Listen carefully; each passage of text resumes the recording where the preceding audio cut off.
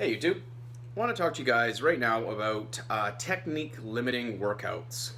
This is something that you hear Charles Poliquin talk about a lot. If you don't know who Charles Poliquin is, go to strengthsensei.com. He's been around forever and a day.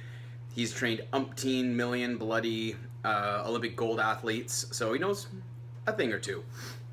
So, technique limiting workouts is essentially your last rep should look like your first rep. And once your form completely starts to break down, that's when you stop doing the lift, right? It's best for safety, it's best for developing your central nervous system, and it's best for not developing any bad habits, right? I mean, if you go to pull 315 and you can do it with good form for 5 reps, but then you go to pull 375 and all of a sudden your back's curving like that, probably don't need to be pulling 375, just work your way up with good form from 315, right? Really simple stuff. Using myself as an example, today was deadlift day for me. I was doing conventional deadlifts, worked my way up with my sets and reps, hit 515, and it felt like totally fine. I'm like, okay, yeah, no, this feels comfy. Meh. So like, let's just add 20 pounds. And when I went to get into position, I kind of was like, I don't know, let's feel this. So I recorded myself. It was one of the worst bloody pulls I've ever done. It felt wrong when I did it. It looked terrible on the recording. So now I like talk about form limiting workouts. That was it. It was done. I could have added more weight to the bar. I felt like I could have pulled more weight, but I would have been pulling it wrong.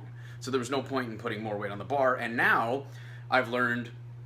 Maybe I work my way up to like 515 because I can do it safely, and then I drop down and do deficit deadlifts or something like that. You see it all the time at the gym, people using bad range of motion or just terrible form, and they just keep hammering it out, and it's just not an effective way to train. So technique limiting workouts is a big ego check because you have to be willing to stop when your form breaks down. And the idea being is you'll get just as strong using technique limiting workouts as you would if you were to do things improperly, because at the end of the day you're risking hurting yourself, you're developing bad habits. But if you do things right, your body, like the deadlift or the back squat, your body has to be in a certain position to lift maximal weight. Take a guy like Eddie Hall, right? Was it 1058? Is that what he pulled? God, the man's strong. But when you watch him pull, everything's in a proper position for him, right? He's not out of position. So doing things right all the way up to the major big pull for him, right? He's going to be able to pull over 1,000 pounds with good form and good technique, right? But you probably won't see Eddie Hall at the gym pulling like 1,100 pounds with a curved back. That would be just ridiculous because he'd probably break himself in half. Actually, you know what? It's Eddie Hall. He wouldn't. He would just lift the goddamn bar. So it is a gut check. Turning around and saying, okay, my form's breaking down. I stop here. And you can like record when your form broke down, and then next week approach it with that idea in mind. I try to do this a lot with my workouts because, sometimes I let my ego get the better of me. It happens. I just add weight to the bar and I'm like, okay, like I can do this. And, I like bench, I'll throw too much weight on the bar and I come down, touch my chest. And as I'm pushing up, my ass starts coming off the bench. And it's like, no, you did that wrong. You shouldn't have added weight. And, I will take it as a lesson and be like, that was too much for you. Approach it differently next time. There are advantages to letting your form break down just a little bit, right? In certain lifts. I don't think anybody would recommend it for compounds or major lifts like a power clean or a power squat and clean or anything like a deadlift or a back squat. But, if you're doing like bicep curls and you want to get those last couple cheater reps, yeah, your form's going to break down, your technique's going to break down. Kind of a different game than if you're trying to pull 500, 600, 700 pounds. Everything's got to be pretty much spot on for that to do it safely.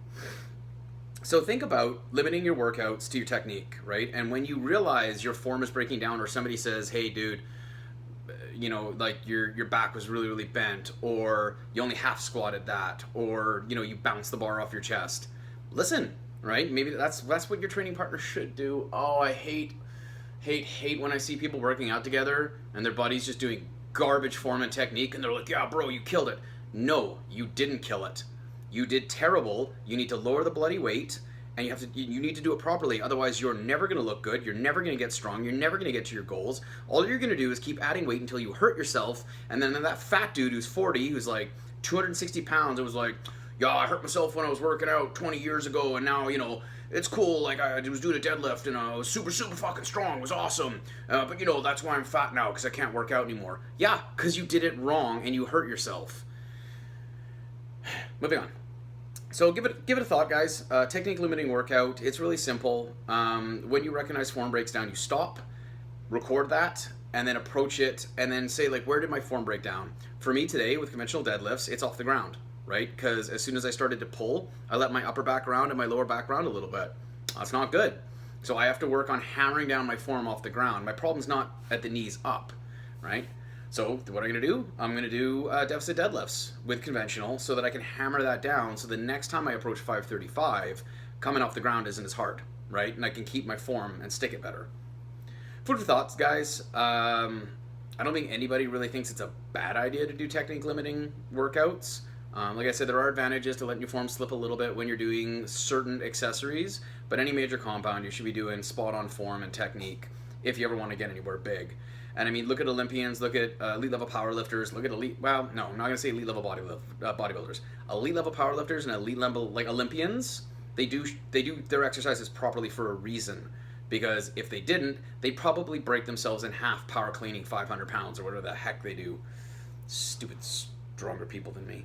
Anyways, questions, comments down below. And as always, guys, eat like a bodybuilder and train like a powerlifter.